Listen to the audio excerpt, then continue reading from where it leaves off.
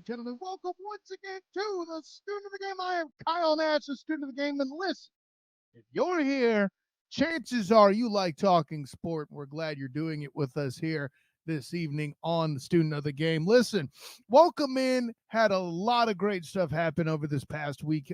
Granted, the Magic are eliminated. That'll cease my time covering my first year of NBA action, but enjoyed game 6 when they were here in town.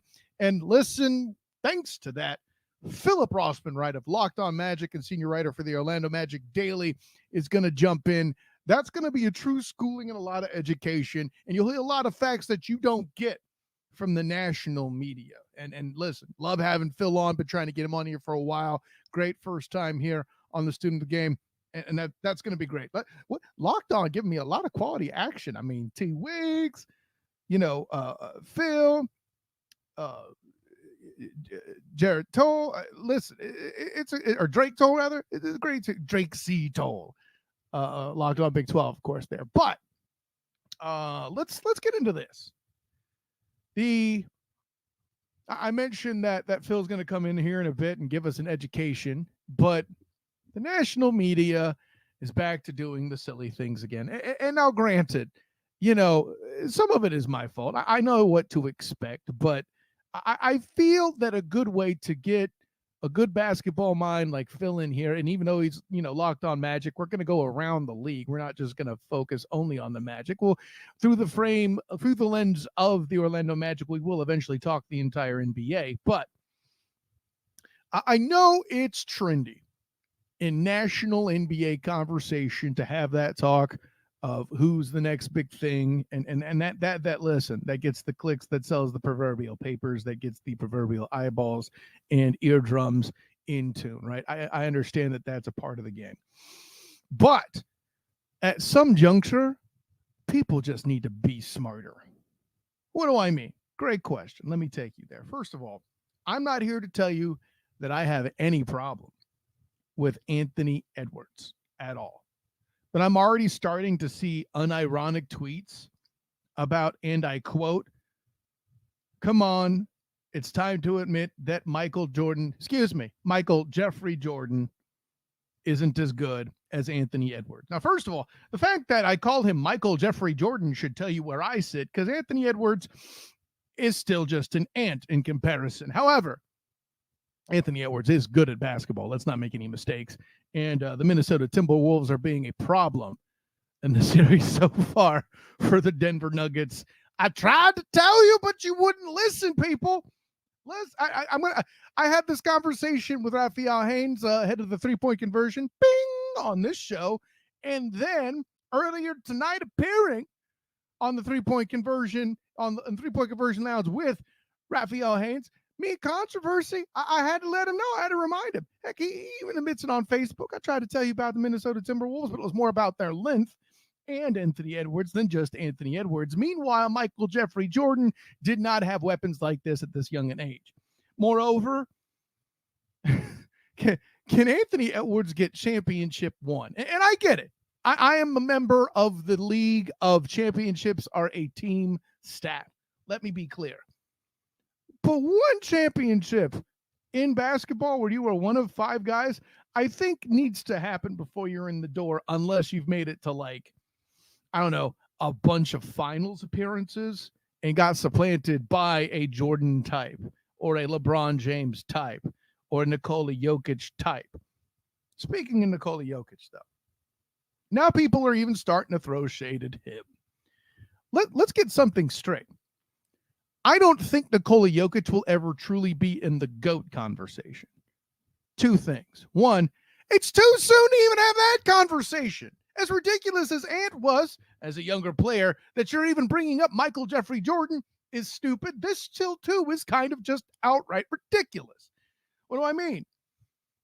Again, and listen, I hate to do this because I appreciate what Nick Wright does for sports media. He's a bit of a Chiefs homer.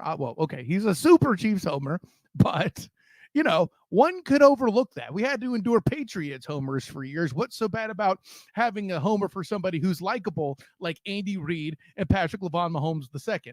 I mean, we're talking about Bill Belichick and Tom Brady, guys who are getting a bunch of pull because they use the F word a lot on each other on a roast stage, not 3 or 4 days ago. Okay. I don't think Patrick LaVon Mahomes II is ever going to get roasted that hard by Andy Reid and vice versa. It'll be Travis Kelce that roasts them both. But listen, here's the point. Maybe there'll be a Travis Kelce roast. That actually makes sense. Put that on the thing. Let me start a poll, right? I'm going to go Dan Le Batard here. Put that on the poll. Who wants to see a Travis Kelce roast? Anyways, people are starting to have that conversation of, maybe Nikola Jokic isn't an all-time great. Okay. Y'all were the ones that put him there, and you had a conversation in if he wins a second championship, if he put him on this list. You people do realize that Nikola Jokic still has plenty of career left, right? Like, what are we doing here? I don't. Here's the thing. And here's the thing. As I mentioned Nick Wright. By the way, Nikola Jokic is 29 years old. I think it's safe to say he plays at least 3 more years high quality, maybe 5. And what's different, what's tougher, I will capitulate this. Him being a big man, the number of years in the league are relatively limited. A, B, if we're going to throw arguments about which conference is more loaded right now, it's clearly the West, right? But why are we doing this? Maybe Nikola Jokic wins the championship next year as a 30-year-old, and then he has 2 rings. Then are you going to completely reset whether you could put him in the greats with the greats like, a Larry Bird or something like that? Here's what I know. Him versus Shaq, I'm pretty sure Nikola Jokic has a good shot.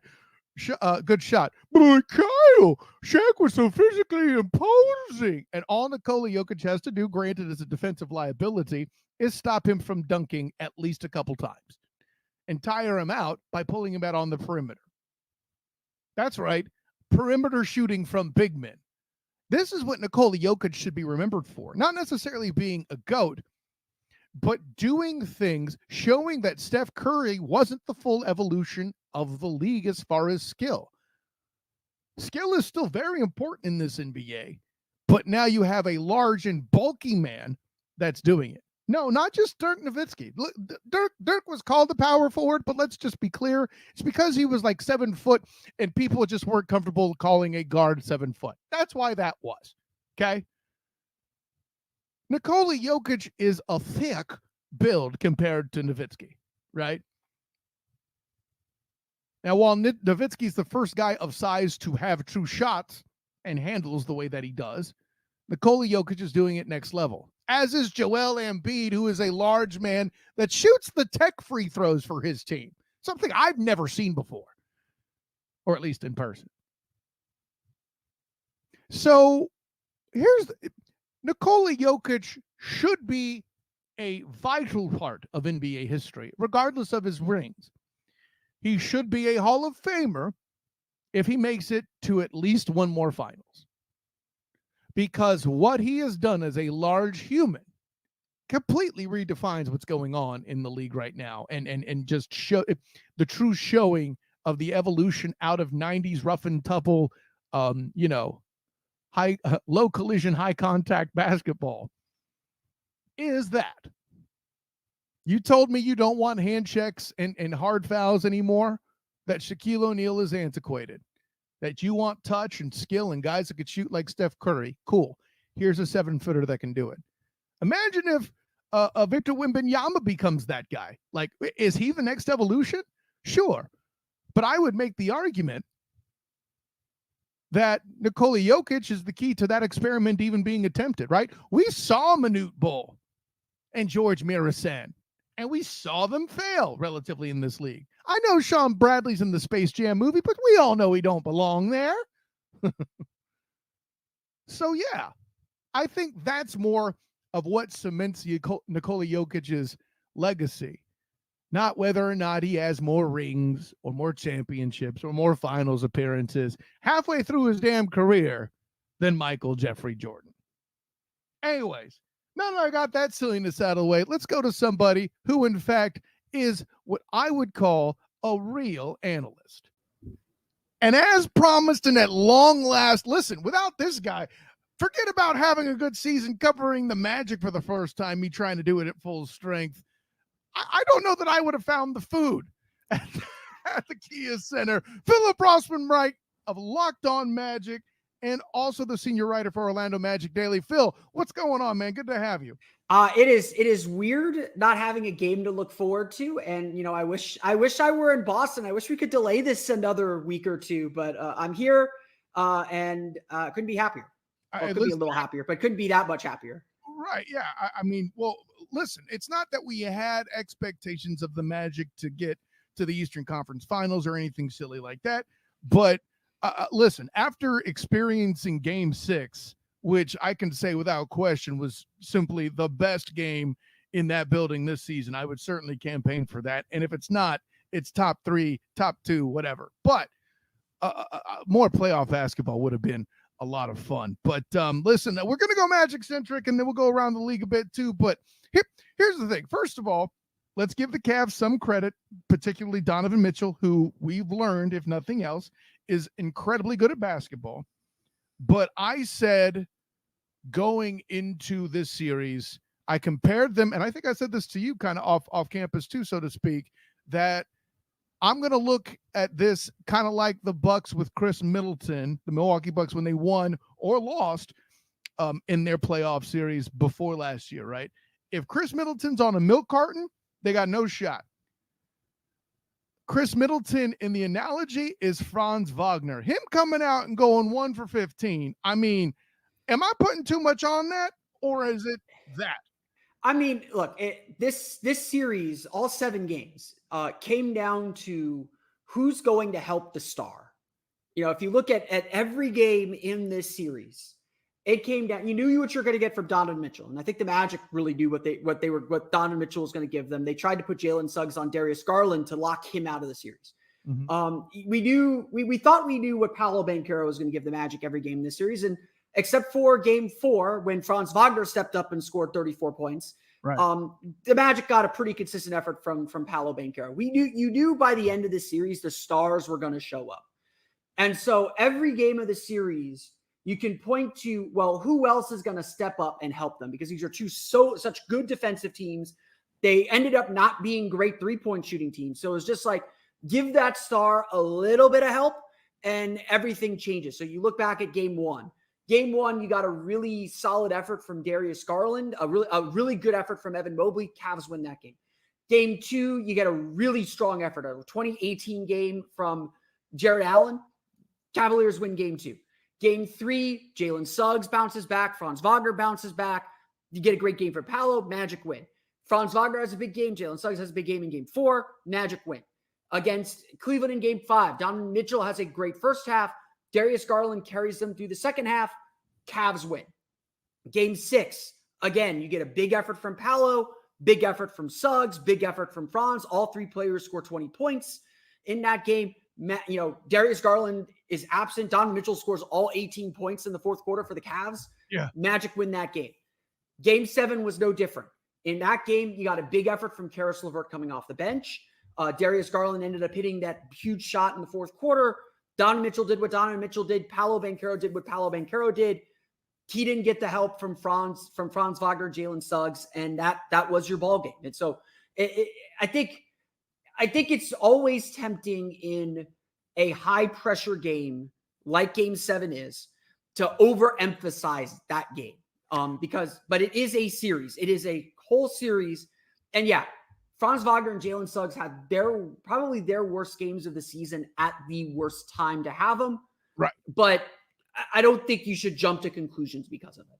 Right. No, I love that you're bringing this up because I was going to touch on this anyway. And listen, it's mostly about me and my ego that I'm doing this. But I said Magic in 6 a number of weeks back before the playoffs started, before the play-ins. And in Cleveland, with like in your breakdown, which was awesome, thank you. But for the Cleveland Game 5, we're kind of glossing over the 1-point game aspect of that. What was it? 105, 104? Like 104, 103. But like in fairness to that, it was Paolo hit a late three that didn't mean anything. But that was a close game. It was tied. Magic were up 1 with 2 minutes to go. Like this, like when you're in a 7-game series, every little thing matters. I would look, I would point to game 1. The Magic fought all the way back, got down by 5 in the third quarter. Both teams went 3 minutes without scoring, and that game was in the balance. If Orlando's jitters, yeah, and there's a lot of jitters, and it felt like I remember exiting that game and thinking, well, the Magic did not play great, but they still had a chance to win this one. Is it that this was the game Orlando had to win, or is this a sign that Orlando just shoots better, they'll be fine? And it felt, and you look back at that 7-game series now, it's like it was actually kind of both. If the Magic shot better, they would have been fine, but also that was the game they probably should have won. Game 5 was the same way. That game just came down to late game execution, and there were moments in that game where it felt like, I'm big about this too. It's not just about the last 2 minutes; it's about the whole 48. Correct. There were moments in Game 5 where the Magic had Cleveland on the ropes. Like I can tell you, Rocket Mortgage Fieldhouse was stressed out.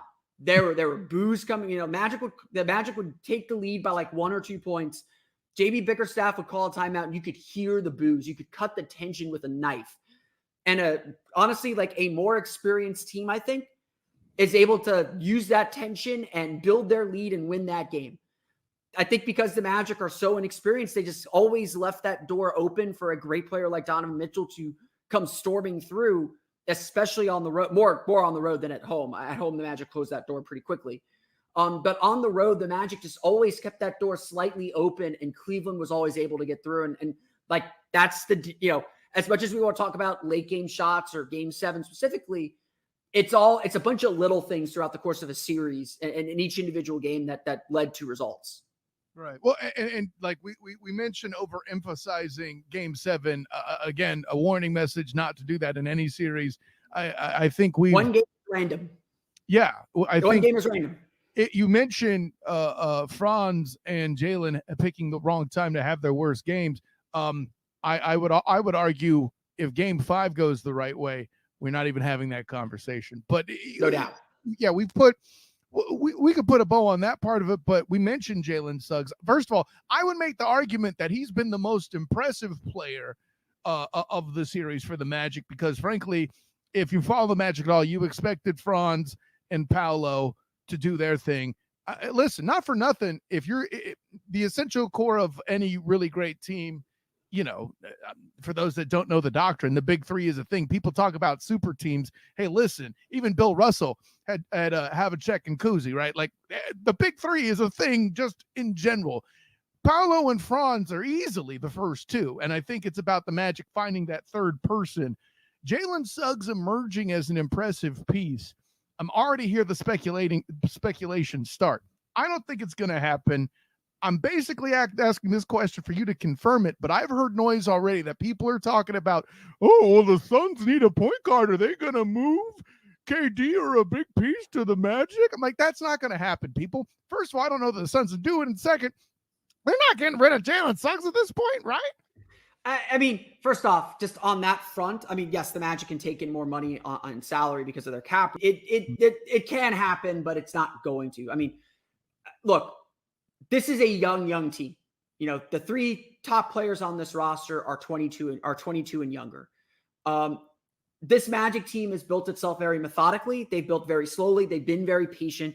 They're still honestly talking about their team as if they're still growing and developing. They're not about to throw away 3 years of really hard work of building and growing a culture and just dumping it out for the first shiny object that they see.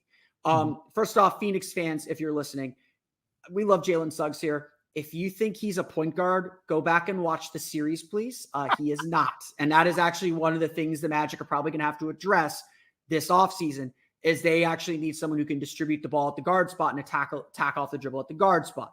I don't necessarily think he's the answer, but you look, Jeff Weltman said this Monday during exit when he spoke with the media at exit interviews. We don't want to lose our North Star. We don't want to lose the DNA of what made us successful this year is the gist of what he said when was asked about how the Magic are going to tackle the cap space that they have. And let me just say this. Jalen Suggs is the heart and soul of this team. If there is a player that exemplifies what the team's DNA is and what their culture is about, it's Jalen Suggs. This is a guy who just plays hard all the time. He does not have an off switch.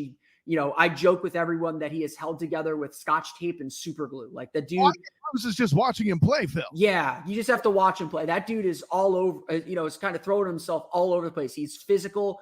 There's a reason he got a vote for Defensive Player of the Year. He got a 1/3 place vote. He should be on the all defensive team this year.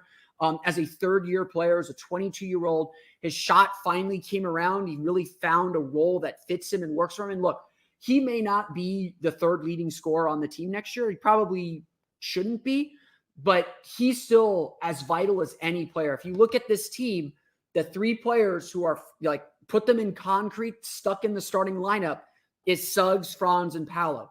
With those, everything else is going to sprout around with those three guys. And that's what you want. Your two big drafts, in 2022 and 2021, those two big drafts are kind of what's built this whole thing. And so, I've heard people, look, after the way that Game 7 went, I've heard people say, I don't know if Franz is a number 2. Should the Magic be shopping Franz around after the way they played in Game 2 and how much he struggled shooting this season? Like, the people who are saying that didn't watch the team. It are just jumping in and just judging everything based off the one game they watched. Yeah. How can you? The NBA is doing their best to hide him, for goodness sake. That's fair. And they did a really good job hiding this series as well. Until they were forced to put it on ABC on Sunday. But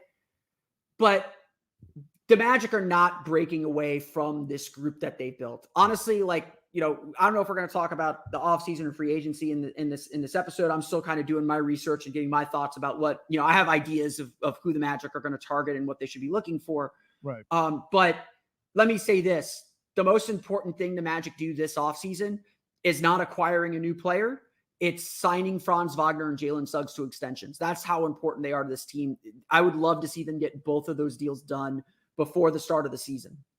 So you think are you making the argument that, and I'm going to use analogies for this, are you making the argument that the Magic have their big three, they just need to develop more, and the answer is to draft more shooting, maybe do kind of like the Heat and find a Tyler Hero, maybe?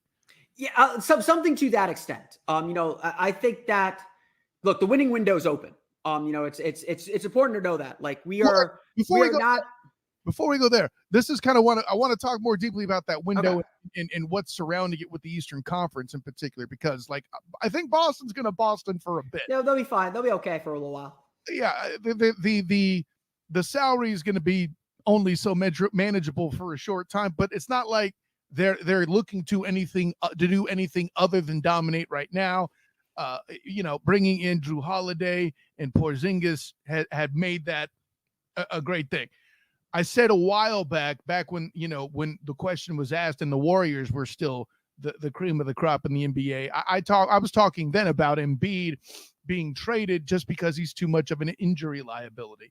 He's also all Philly's got. The fact that they're facing that, I don't think they're a huge threat reliably. This is like talking about KD in Phoenix, for example. Going over to the Knicks, I'm thinking this is a one-off. This team, that Knicks team, reminds me of the Heat in a lot of ways, except Bam Adebayo is performing way better than Randall ever could. So, remember, I'll let you finish. Sorry. Finish your point there. I'm real close. So, sorry. I'm eager to jump in. No, hey, I love that you're excited. And the Pacers, we're kind of seeing as they battle the Knicks, they can be out-muscled and out-toughed, as a Thibodeau-style team would do. So, as the Magic did. Correct. Yeah, well stated. And the Bucks, well, the Bucks are in their own trouble. I don't even want to comment on that right now because, to your point, I'm still doing my research and trying to figure out what the hell is going to go on with them. With all that, the road to the Magic's development and being a competitor, at least in the East, is there, right? Yeah, it definitely is. And look, I think it's really important that you sort of run your own race a little bit, to borrow some parlance from our pal Devin Kennedy. I think that if you're worried about trying to keep up with the other teams around you, that's kind of when you get into trouble. That's when you start making mistakes. You start taking some wild swings and you miss. I mean, Milwaukee is kind of a good example of that. Like they lost in the first round last year. They had a lot of injuries. They had a good excuse for why they lost, but they understood that Giannis had an extension on the table that he wasn't signing. And he was properly, in my opinion, using his leverage to say, we got to get better. We aren't good enough as constructed. I'm not signing this until you prove to me or show me that you're still committed to winning a championship after a first round loss. And so what does Milwaukee do? They do what they were kind of backed into a corner to do. They trade Drew Holiday for Damian Lillard. Now, I would say that is the right move. That is something they needed to do. That was something they needed to do. You can't predict Chris Middleton's injury, but that move had a bunch of domino effects. The biggest one, of course, being Drew Holiday eventually ending up with the Boston Celtics and being the missing piece for the elite team in the league right now. But it also had another domino effect. Now Milwaukee isn't athletic at all. They lost a little bit of their defensive identity. They hired the wrong coach. Adrian Griffin, I'm sure, is a fine coach, not the right coach for that team. The veterans questioned him almost immediately. They never really clicked defensively. They lost a ton of athleticism. Why did Indiana beat them in the first round beyond all the injuries Milwaukee had? They were just so much more athletic than them. And I think that's something Milwaukee's going to have to figure out. And yeah, that actually could put some guys on the trade market that you wouldn't think would be on the trade market. This is going to be a very active trade market. And you talk about Philadelphia. Philadelphia will have a ton of cap room to spend this offseason. They're going to re-up Maxey as well. Mm-hmm. They're a favorite, I think, to bring in Paul George or to bring in another very high level free agent. So they're not quite going away. So really, if you look at any great team, and especially with the parity around the league, because the Western Conference is the same way. Denver finished second, Minnesota finished third. Those are probably those are two really good teams. Dallas was fifth, and they're a really good team. Mm-hmm. The margin between, and the Magic saw this at the end of the season, the margin between second and eighth was like 2 games. Oh gosh. Yeah. It's like really, really tight. And so I think especially with a young team like the Magic, because you got to, it'd be one thing if Paolo's on his second contract, he's at 27, 28 years old. There's kind of spinning your wheels. His free agency's coming up. Not that the Magic don't need to be urgent and improve their team, but the Magic have Paolo Banchero on his rookie contract for 2 more years. Right. Then he's probably going to sign a 4 or 5 year extension, probably at a max, if not a super max. They've got time to figure this out. Mm-hmm. If that's the concern. And so I think, especially with a young team with so many guys who are still growing and developing, the one thing that the Magic cannot do is be obsessed with results to a certain extent. They can't be obsessed with, oh, well, Philadelphia got Paul George. Oh, well, Cleveland and Miami swapped Donovan Mitchell and Jimmy Butler, which is getting to be real popular among the rumor mill. Milwaukee, the Knicks traded Julius Randle for Brandon Ingram, another kind of popular swap that's been going around the circuit. I like that one better than Mitchell and Himmy, by the way. But yeah. It makes sense for both teams. I'm not going to sit here and lie about that. But I've been a Mitchell fan since he was in the West. So. Yeah. No. But like, if you're the Magic, you've got to be aggressive. You got to address your needs. You've got to make your roster better. But you also have to understand we've got to let this grow naturally too. And so if I'm Orlando, I'm not thinking about, this is what Indiana might do. Indiana already made their big move getting Siakam. This is what these other teams might do. Because at the end of the day, you proved this season, even as you can compete with them. And so when I hear a lot of fans, fret over what other teams are doing or say, hey, we got to make a big splash. We got all this money. It's just like, to me, I think you're discounting what the team has already accomplished and shown they can do. Now, will it be easy to repeat the 47 wins that they got this year? Absolutely not. Each season is extremely difficult, is extremely hard. You can't count on anything as happening exactly the same. Having said that, Orlando also had a really injury-filled January. They could have easily been a 50-win team this year. So things can swing either way with this Magic team. And I think the most important thing for them is supplement what you're missing, supplement some of these weaknesses, give that group a chance to gel a little bit, and let your young players grow naturally and trust in their development and trust in their leadership and the culture that they built. And I think if you're worried about what other teams are doing, you're probably doing it wrong. Every team at the top of the standings is good. Every time you're competing against teams in the playoff race, you're competing against good teams. Like there's no way around it. If the Magic, an element either in that case too, by the way. Yeah. So it's just like, to me, you got to worry about yourself before you worry about anyone else. And if you're making moves to respond to what someone else is doing, you're probably doing something wrong. Here's a great example of that. I remember in the 2010 season, the Magic had beaten the Cleveland Cavaliers in 2009, and it was just clear that the Magic had this huge matchup advantage. Anderson Varejao and Zydrunas Ilgauskas couldn't handle the Dwight Howard-Rashard Lewis pairing. Orlando just spread the floor out on them and just did whatever they wanted on the interior, and that's why they won that series. And so I remember sitting at the trade deadline, and the Cavs acquired Antoine Jamison. And it was just like, now they have a guy who's a quality player in the league who they can now match up with Rashard Lewis. That matchup's no longer an advantage for Orlando. Well, guess what? Cleveland, and trying to be so obsessively trying to face off against the Magic, ended up not being good enough to beat the Celtics. And the Celtics beat them in 6 games. We all remember LeBron James walking off the TD Garden court, ripping off his Cavs jersey for the last time at that point, and heading into that summer of uncertainty. Boston was a really good team. They obviously beat the Magic pretty handily too. If you focus so much on beating one team, you're not good enough to beat anyone else. And so, you got to be ready to beat anybody. That's the bottom line. You have to be good enough to beat everybody, and you can't be afraid of anybody either. So first of all, thank you for coming on, Phil, and having this pod earn its name as the student of the game, because I'm picking up a lot of good concepts there that I love. But I also have a huge ego, so let me back. Go for it with this. Everything you said is stuff I agree with. Development's important. I appreciate you reminding us all about Banchero's salary situation, to wherein you can bring in another guy.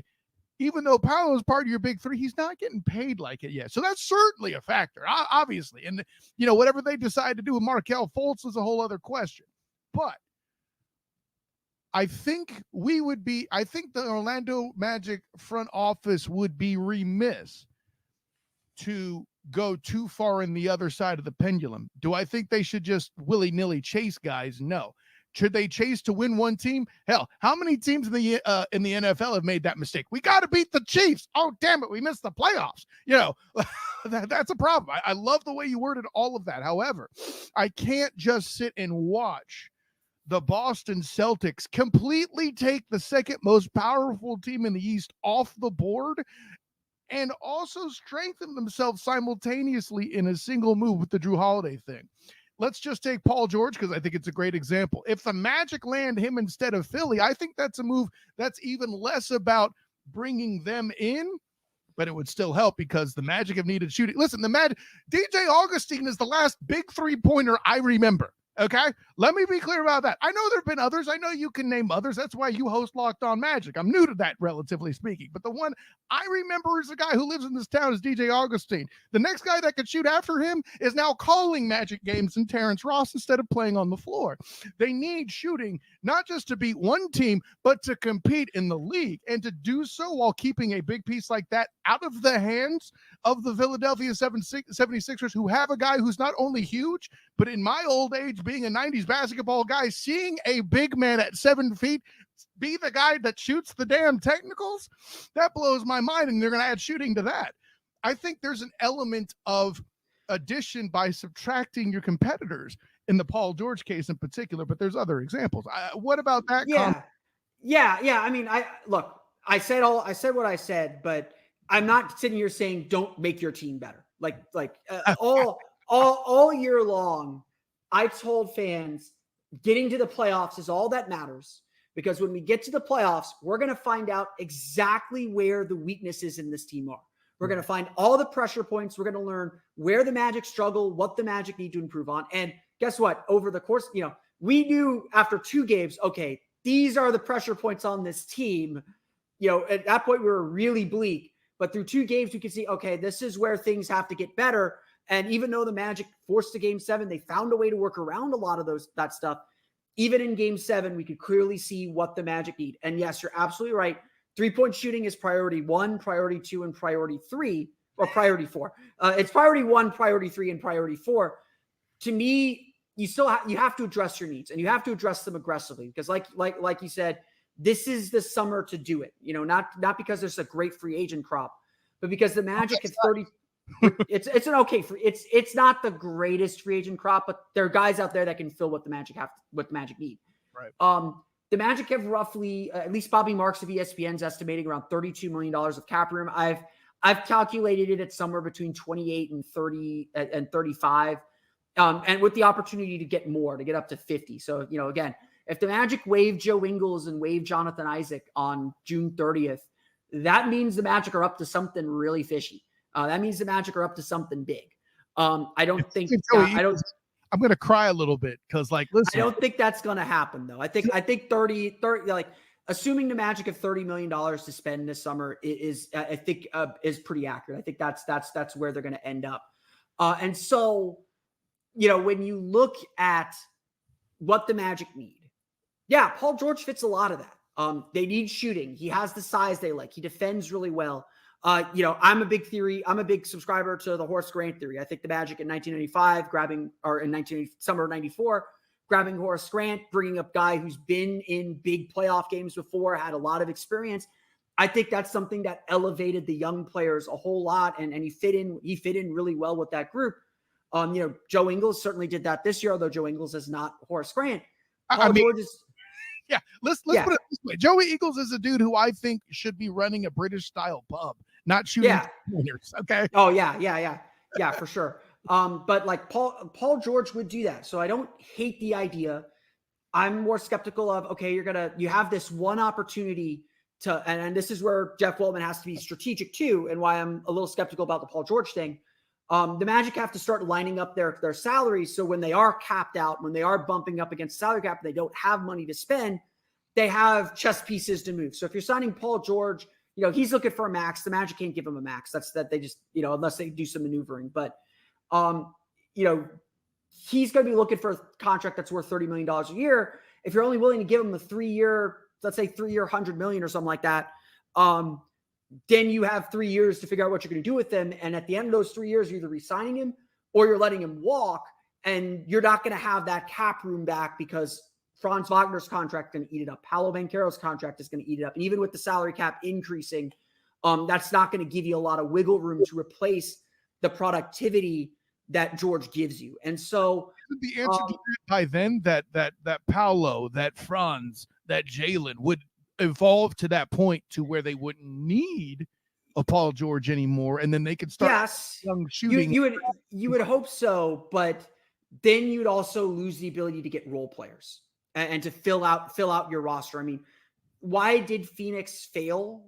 Yes, it's because they didn't have a point guard, but it's because all of their money was invested in 3 players. Oh yeah, and they could the point guard was a role player at that point, right? Yeah, Parents saying, no, it's Kevin's turn for the cookie, Beal, yeah, exactly. And so, this is a big summer. Don't get me wrong. The Magic have to add players to this roster. They have to address playmaking. They have to address 3-point shooting. They have to address interior defense and rim protection. They have a lot of things that this series showed they have to address. They have to find a way to diversify their attack as much as anything else. And so to me, Paul George is probably a little too rich for what I think the Magic are looking for. To me, they have guys, again, they accomplished a lot this season. They have guys in place that if they continue their upward trajectory and their improvement should continue to be should continue to be guys that play at a high level. So it's just giving them high level role players, high level starters who can support what they do. Does Paul George do that? Sure. He's done that in LA the last couple of years. My only caution is he has played only 60 games in the season once in the last 5 years. It was this season. Mm-hmm. He's dealt with a lot of injuries, and he's 34. He's significantly older than the Magic's core guys. And I'm not a big believer that everyone has to be the same age, But if you're going to invest that much money in a player at his age, you better be winning now. Paul George isn't waiting to win a championship. He wants to win a championship now.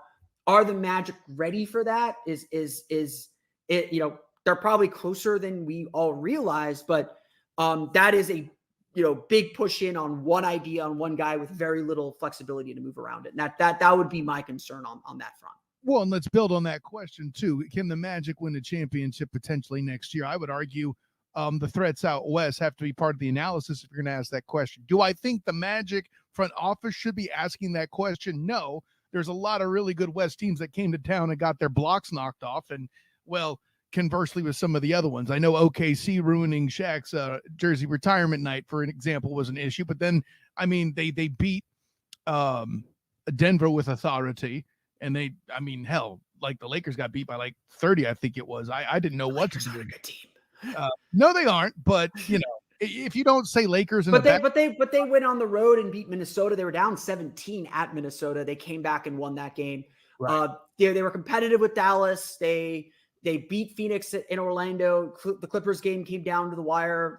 They swept the Pelicans. So, again, if there's a few areas the Magic have to grow on the court. One of them is consistently beating these good teams. They had, I think, only the Boston Celtics had more wins against teams with records below 500 than the Magic this season in the Eastern Conference.